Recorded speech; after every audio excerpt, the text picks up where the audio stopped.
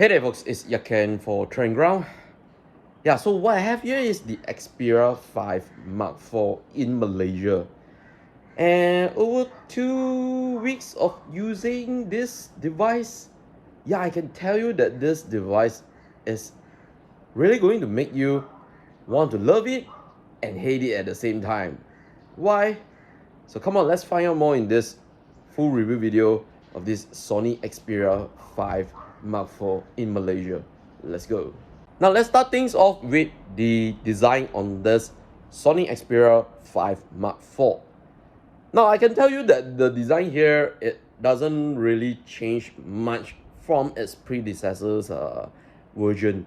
And as you may see, if I do not tell you this is the Mark IV version, you will think that it could be the previous generation models. Yeah, but they did add some little bit of subtle details touch onto it. This time you can see that it is a little bit more rounded corner edge over here. And also they made this phone in just like 172 grams, which is perfect for those who are looking for a flagship device in a lightweight body. And they are being made with premium materials as well. Frosted glass back, okay, cool. Aluminium body chassis as well, so you don't have to worry of the durability on this device. So other parts that you also should know that it has a 3.5mm headphone jack over here. The buttons, okay, they are being flushed on the right side over here, with the volume rocker over here, the power button over here, which acts as a fingerprint scanner as well, shutter button, okay. And then at the bottom here, you have the USB Type-C charging port. And then this SIM card tray slot. And this SIM card tray slot is actually much more unique than the competition. It doesn't need the pin tool to eject it out. You can use your finger to pry it out. Yep, you can just use your finger to access it. And this SIM card tray slot, it supports SD card as well, micro SD card. All right. Cool. And all this while still retaining the IP rating as well. Amazing job by Sony with their Xperia lineup. And also as you can see, the 6.1 inches OLED screen is here as well, with the 5 speakers on the front facing style. Okay, so if you really look closely on the top and at the bottom of the phone in the screen, yeah, it's actually there's a speaker grill for it. Overall, I felt the design is just pretty good, okay, but it may not win too many people's hearts. If you really want me to give a score on the design over here, I would definitely just give it an 8 out of 10 over here. Now, the next part I want to highlight on this Xperia 5 Mark IV is the performance. So powering this device is the Snapdragon 8 Gen 1 paired with 8GB of RAM, and for the Malaysia market, there's only 256GB of internal storage option available to purchase. Yes, so I can tell you the specification here is good enough for day-to-day usage, largely thanks to the flagship performance here you are getting. I will not show you the benchmark numbers because I think not all the general users are going to care about benchmark numbers on the chip itself, okay, but everything operating here is really smooth, largely also thanks to the software optimization here, almost near stock Android experience over here, which I am really appreciating Sony's move for its Xperia devices lineup. Okay, yeah, so day-to-day usage is totally fine over here. Meanwhile, for gaming, yes, you can play all the gaming titles over here, but for those demanding game titles such as Genshin Impact, all right, it will able to play at the highest settings. But take note, because this is a slim and compact flagship device, so this means that heat will be trapped on this device a little bit much more longer So if you are playing for a very long period of time, like Genshin Impact, yeah, you will feel the warmth on this device. So overall, the performance here, I would give it a 7.5 out of 10. Now let's head over to the main highlight of this Xperia 5 Mark IV, the cameras. Okay, so let me briefly bring you the specification of the cameras being packed onto this device here. Starting with the rear, a triple camera setup featuring a 12 megapixel main camera, 12 megapixel ultra wide camera, and a 12 megapixel telephoto camera that provides 2.5x zoom over here. Okay, the main camera and the ultra wide camera share the similar sensor from the Xperia 1 Mark IV. Yup, the telephoto camera here is still using the old one according to sources. And for the front facing camera, Sony has upgraded it with a new 12 megapixel front facing camera, and that actually performed quite well, to be honest. But more details on that later on. Okay, so that is the specification. Now, for the photography, you have to use the Photography Pro app here. Okay, so once you access into it, you are being greeted with the basic mode over here. Okay, and you can adjust throughout. You can go auto, program, and so on. You want to do manual exposure, everything. Yes, it is possible. So you can adjust the shutter speeds, ISOs, whatever you name it, you can do it. I kind of like the system over here. However, there is always a limitation onto a mobile sensor. Okay, being first, I want to highlight is definitely the telephoto camera over here. It's a little bit weak in my honest opinion, and I wish that Sony would have just upgraded the telephoto over here. First thing, if you are shooting in a kind of dimmy environment, maybe an event hall, yeah, photos turn out from the telephoto camera kind of little bit soft. Details are very weak, and you start to see artifacts popping out. And also, the telephoto camera only supports up to 1600 ISO, which I felt like at times it is not bright enough, and when you need that quick shot, you can't lower the shutter speed too much as well. Otherwise, it's going to be blurry. So yeah, just felt that the telephoto camera here is the weakest link a little bit for me. But when you are shooting with bright daylight with the telephoto camera, yes, it's going to perform really well. So how about the main camera photos? Main camera photos, to be honest, it turns out pretty much good as well. The main camera, I can generally tell you 90% of the time you will be shooting with the main camera, because it takes absolutely great photos, be it in the basic mode or the manual mode. But I highly recommend you to shoot with the manual mode, because the basic mode tends to always deliver photos that is very dark and contrasty, no matter which lens you are using. So that is something you need to take note on that as well. Okay, and for the ultra wide camera, I think it works pretty much well if you want to capture really huge wide shots. Yes, it can take it, but it's not the widest wide angle camera you can get on a flagship device. I just felt that it should be much more, a little bit more wider, because let me just show you.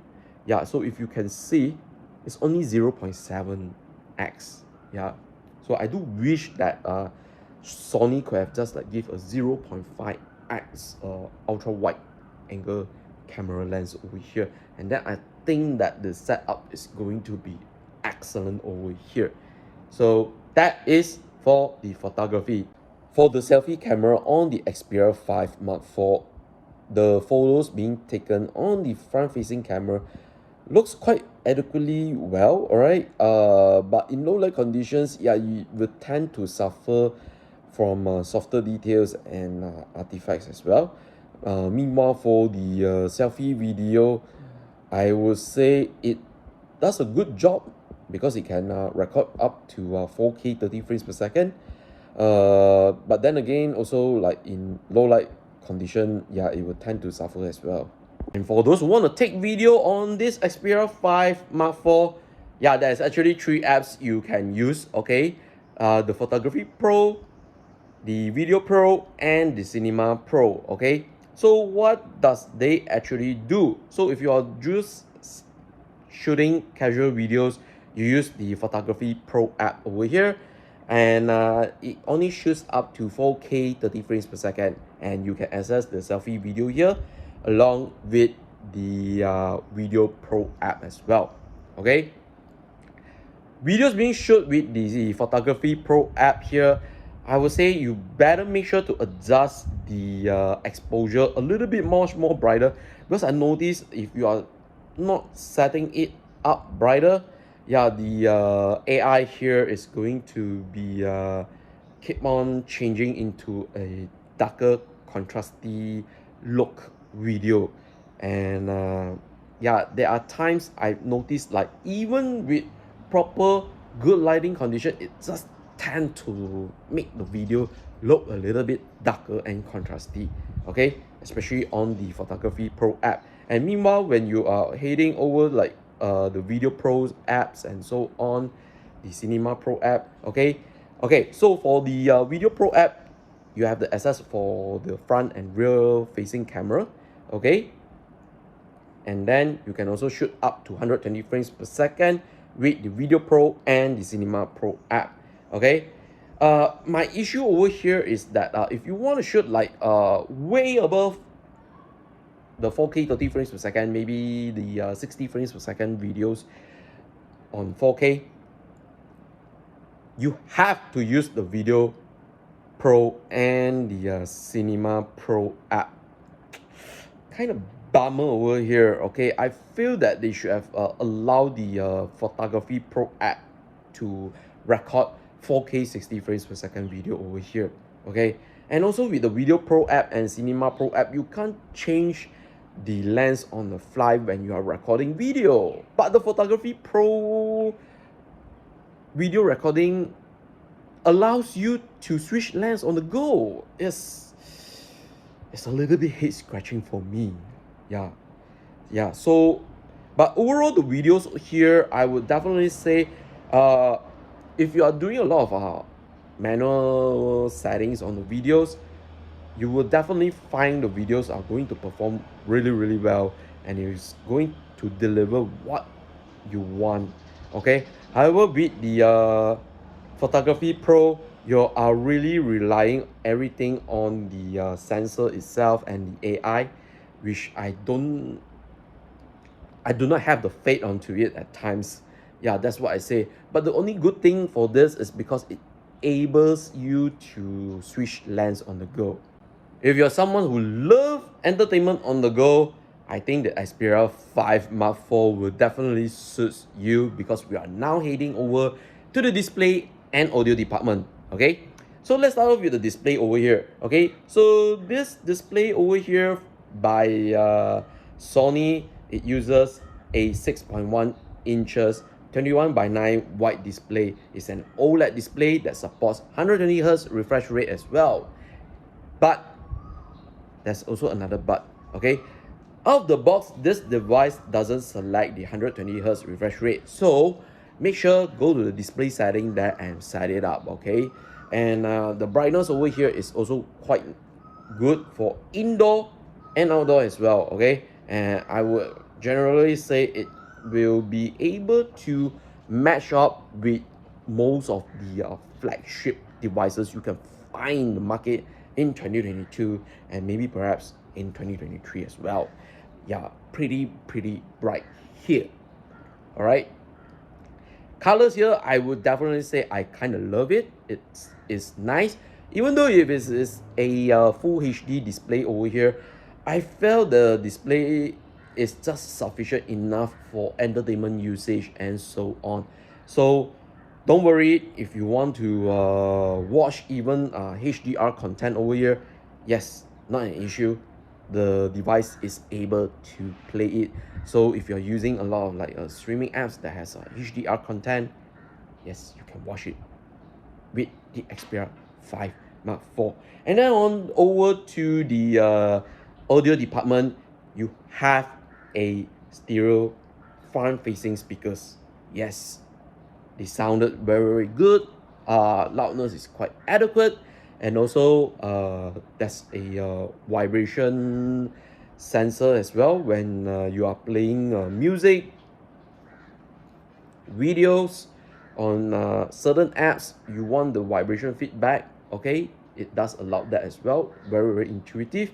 And last but not least, if you want to have even better audio experience, there's a 3.5mm headphone jack for you to hook up your wired headphones over here. Okay, cool. So now let me go and give you a sample of a sound check and also the display performance. Smartwatch that doesn't blow your budget and has really, really good performance. Select to 4K. So if you're actually looking for a fitness smartwatch that doesn't blow your budget and has really, really good performance in terms of tracking and battery life, then this Garmin Venue SQ2 should be in your list to purchase. Why? Well, then find out more in this review video. Okay, and let's not waste any more time and let's start with the design of so the display and audio performance over here, I would generally say it is pretty much good, on par with most of the flagship smartphones you can get in 2022 and 2023 as well. If you're expecting your device to be a workhorse that can last throughout the day, this Xperia 5 definitely can meet your demands. Now let's cover the battery department on this device first. So it is packing a 5000 milliamp battery over here that supports PD 3.0 charging speeds as well. Okay, yeah, battery life here I think is really able to provide you a day of usage, and if you're light to mid users, do expect able to last you 1.5 days. Okay, and when you need to charge it up, okay, it will charge pretty fast if you use a type C to type C cable. All right, but if you're using a type A to type C cable to charge this phone, yeah, sometimes it will charge very, very slow. So take note on that, and that's the battery performance here on this Xperia 5 Mark IV. Folks, I need to wrap things up on this Xperia 5 Mark IV review video with my final verdict. Okay, so in Malaysia, this device is going to be priced at 4,899 ringgit Malaysia. You might be, whoa, man, this device is so expensive. Okay, but if you head over to Sony Malaysia website right now, okay, let me just adjust it. All right, as you can see, the price of the device right now is just 4,499 ringgit Malaysia. Yeah, you get a discount right now about 400 ringgit Malaysia off for this device. And in Malaysia, there's only one color option, the black. Yeah, so if you saw all the marketing photos of the green color one, yeah, they are not bringing in. So take note on that, okay? So Sony Xperia 5 Mark IV. This device is totally something I try to love and hate at the same time. Design, I love it. The hardwares are there. I really love it. Specifications are there as well. I love it. But then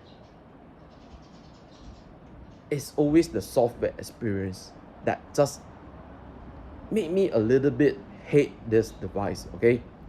So as you heard, like the cameras, why can't the Photography Pro app is able to shoot in 4K 60 frames per second video? Why do we need to use other apps? And then why the other two apps can't switch lens on the go when the Photography Pro app can do it? And the basic mode, the photography is always tend to be too dark, too contrasty. Along with the videos as well, it outputs similar kind of issue. There's too many things that is going on. And also I do wish that they also improve in the cooling system as well. Yeah, despite having all the flagship performances, there are times certain chip being manufactured, the fabrication, I don't know sure what is actually happening with some of the chip manufacturers. Okay, so the 8th Gen 1 is already historically known to be a little bit hot chip, and having a compact size device here is not going to help it to cool it down as well. Okay, so definitely I think that with all these things, I hope that Sony really improve in terms like the cooling solution, the camera features, software, the camera software features, keep improving it, the AI, everything, the auto mode. I think you were going to have the secret recipe to be a really successful premium flagship device seller globally. Seriously, hear me out, Sony. Please improve it, greatly improve it. And also the telephoto lens, why didn't you just upgrade it as well? Yeah, that is also another thing that is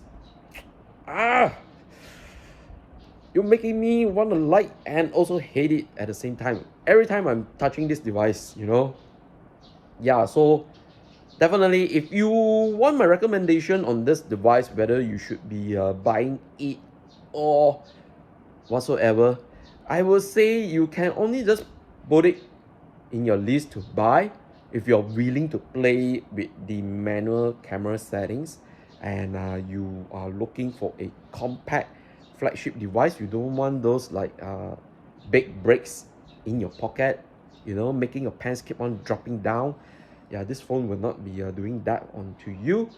And definitely if you want to have the flagship processor on your device, then go ahead, put this in your wish list to buy. Okay, yeah, basically that's all I can tell. And special shout out thanks to Sony Malaysia for providing this device for review purposes. Unfortunately, this is not a paid content, therefore there is no editorial input, no final approval is needed by Sony Malaysia. Yeah, phew.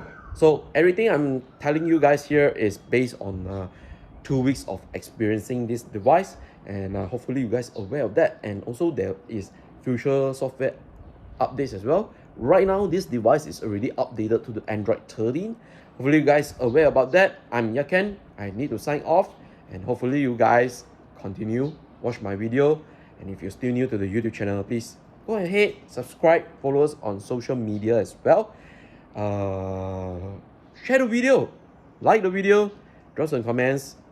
See you guys on the next one. All right,